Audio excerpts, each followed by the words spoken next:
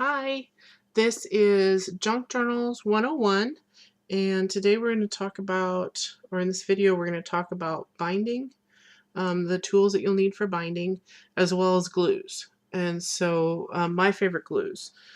And so we'll start with the binding items. Some things that you're going to need for journal making, of course, is a ruler. And this is the Tim Holtz centering ruler. I showed the Fiskars one and another one. And it's got a 0 there in the center so that you can make sure that you're centered when you're making holes. This one also has holes in here where you can put your needle or your pencil or something through and make a mark on your paper. That's not necessary. You don't really need a specific ruler, but it's just something that's nice about that particular ruler. Pair of scissors. There's the big scissors. There's the little scissors, like detail fine scissors. Both of those are Fiskars. It doesn't have to be Fiskars. Just any regular pair of scissors will work. And then a pencil of some sort or a pen. I usually use a pencil. Then I can erase if I need to, if I make the mark wrong with that. Bone folder. We went over that in the last video with that. And then some sort of poking tool. Now that can vary. You can get awls. You can get this.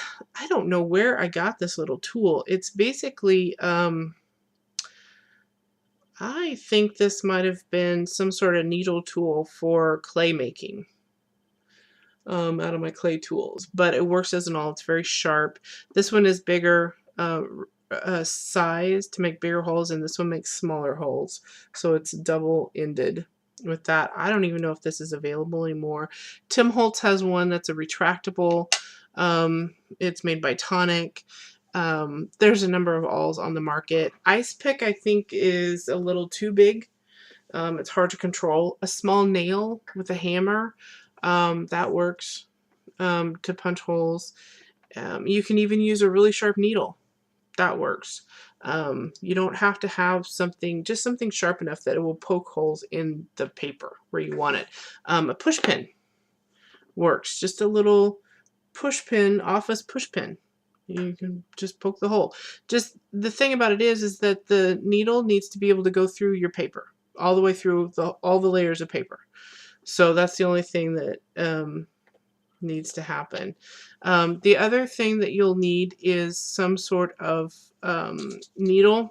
I prefer a needle that is less sharp to sew in my papers, and the reason for that is you don't have to have it, but as you're going up through the paper and down through the paper, a lot of times if it's real sharp, it can catch on the paper. It can make little holes in your paper. Like I've dropped my needle, it's been a sharp needle, and it makes a hole in my paper where I don't want a hole to be. So that's the reason why, and plus I have a tendency to poke myself, so I usually ended up bleeding by the end of the journaling session, so which is not very nice.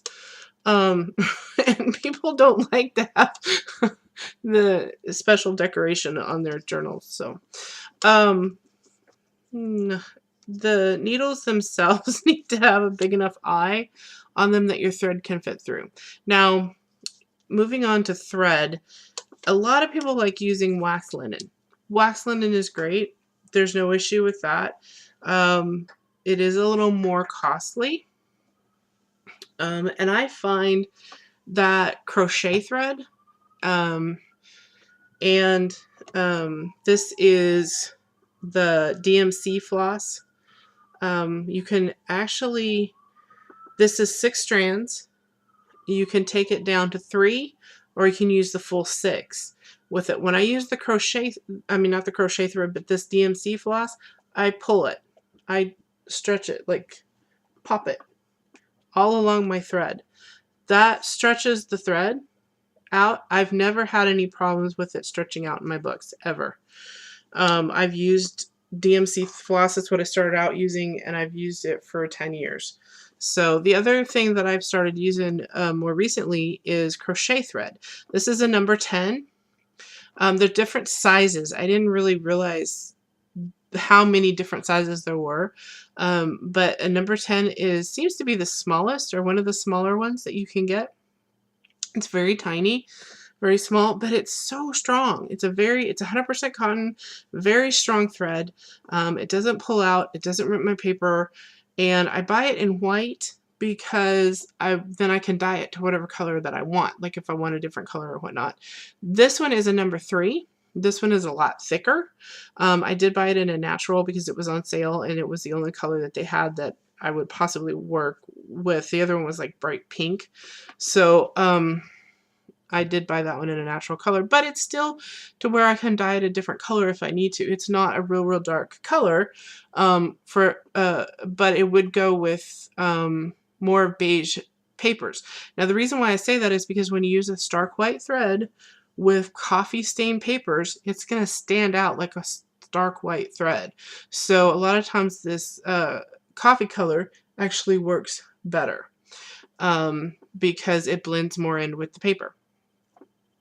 And being that this is a number 3, this is a thicker thread than a number 10. So the higher number of thread, the thinner the thread, the lower number, the thicker the thread. Hopefully that helps. Some people like to use ribbon. I've seen some books done where there's bigger holes punched. Usually it's 2 holes, one at the top and one at the bottom, and in their signatures and through their spine, and then you thread the ribbon through and it holds the book together. Now, it's not going to be held together like a normal book. It's not going to be, it's going to be more of a loose binding, but it's perfectly fine, and it'll hold things, it holds things together with it, and it's really cool. This is Hug Snug seam binding. It's a woven edge rayon product. It is, I say it's washable because it's made for clothing, of course, for seam binding, but it's very thin. It's kind of silky in texture, and it is, I buy it in white and then I color it like I do the other one, so to what other colors that I want. You can also use it for closures, and it looks really pretty crinkled and whatnot. It holds the crinkles because it's rayon, so if you crinkle it and then let it dry, it'll hold its crinkle. It doesn't smooth out until you actually iron it flat. So the different type of bindings that there are, and let's talk a little bit about that. There's the sewn that we've been talking about, the rings, ribbon and seam binding, and the Zutter Bind It All, which was the rings. This one here, and then Coptic. Okay, Coptic Stitch is a stitch. It's actually a sewing stitch where you're sewing your signatures together. It's not something that you can actually use. Usually it has an open, how do I explain this? It has an open spine. So you can see your signatures and you can see your stitches. And the way it works is it kind of rolls. So like as you open a page, it does lay completely flat, but as you open it, it rolls. So your spine is continuously moving in this motion. So for that reason, it's hard to actually put an actual spine covering on it unless it's a movable spine covering. Because if it's a hardbound book, it's not going to have that movement. You're not going to get the book to open up. It's not going to lay flat because it's constantly pulling on that spine. The other thing is that Coptic Stitch, for it to look nice, has to be a tighter stitch. You don't have space between your signatures. In the pamphlet stitch, you can sew it directly into your spine or directly into another material to go into a cover, and you have space between each signature. For Coptic, they're laying right on top of each other. So if we think about as we're putting tags and pockets and doilies and pictures and all this stuff in our books, which make them really, really pretty, but as you go, your spine isn't you know, expanding. It doesn't expand with it. So basically what you end up getting is a fan book, which is pretty. It works. I've done them before and I really like them. But if you want it to lay more evenly, then you want to do a pamphlet stitch in your binding. You want to have space between your signatures, those type of things, to get it to lay in correctly.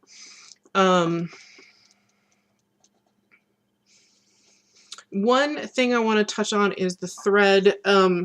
Try to avoid threads like burlap threads that have a lot of the little, like the eyelash thread. Those threads, a lot of times as you pull them, they'll break, or they come apart. They have little things because of the way that they're woven together. They're not a continuous, permanent thread like the crochet thread or like the wax linen or the floss. So those don't work. I've actually tried to use them and it's broken in the middle of my sewing. That's very frustrating.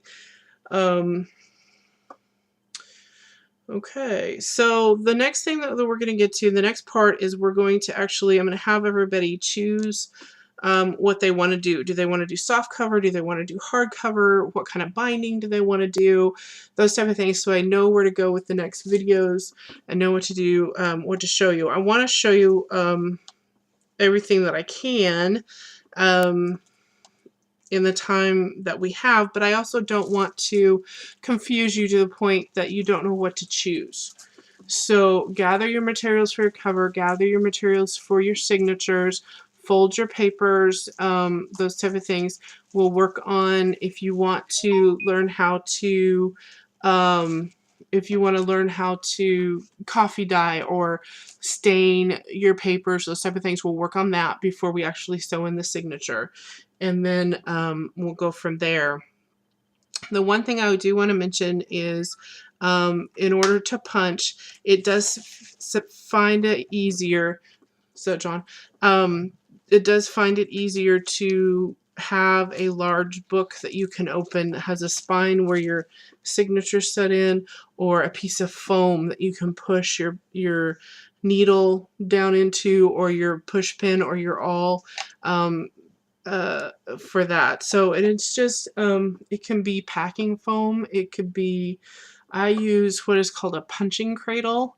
You're welcome to look that up. That's it's just a equipment, and I'll show it to you when I'm punching the holes. I just made it out of cardboard, actually corrugated cardboard and canvas. And it just holds like this where my papers fit down in it, and then I can punch the holes in my paper with a template. So, but I'll show you guys templates. I'll show you that punching cradle and different ways to do that. So what I want you to do is now, figure out where you want to go. What do you want to do? Do you want to do, a ribbon binding that's really simple, just 2 holes, put the ribbons through there, tie it off. It makes a really cute book. We could do something like that. It's very easy. I do want to teach you how to hand sew a signature into a spine though. Even if it's just going to be a simple 1-2 signature soft cover journal. So I will do a video for that. And we will go on from there. But I'm going to go ahead and get these videos uploaded and get them posted so y'all can see them, and then we can chat. We can set up times to chat, whatever's easier. I want to know from you what times would work better for you to chat. So just let me know that as well on that. So I am available most days from 11 a.m. to 10 p.m. So anything after that, I may be sleeping, there may be other stuff going on outside those time frames and stuff, and it takes me a while in the morning because I have to have help and everything with that. But yeah, so I hope, being day 1, February 1st, that I've given you enough information and not too much information to digest, and if I need to slow down any at all, we'll slow it down, we'll speed it up, we'll do whatever you feel like doing. Oh, the other thing I wanted to say too is if there's anything that you want to know about but you don't want everybody in our messenger group, you know, to don't know about or anything like that, just send me a private message. I don't have a problem with that. If you, you know, don't want your question, you feel like your question may not be the question to ask for the group, that's perfectly fine. That's what we're here for. So that's what I'm here for. So is to help you with what you need to accomplish a journal. So anyway, blessings to everyone. Have a great day and we'll talk soon.